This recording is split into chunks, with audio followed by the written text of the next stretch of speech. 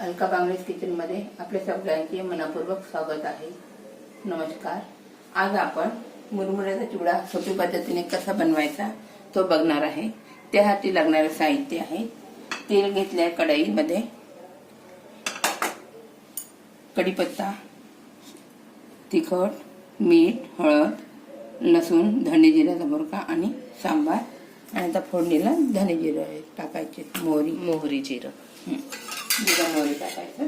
तर आता मी गॅस लावली आहे. ती थोडं तेल गरम झालं की त्यात जिरं मोहरी टाकायचं. अच्छा, आता तेलात मोहरी टाकायची का? मोहरी टाकायची.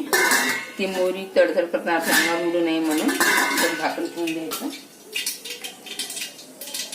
आणि तडतड झाली की स्मेल पण छान येतं. हा,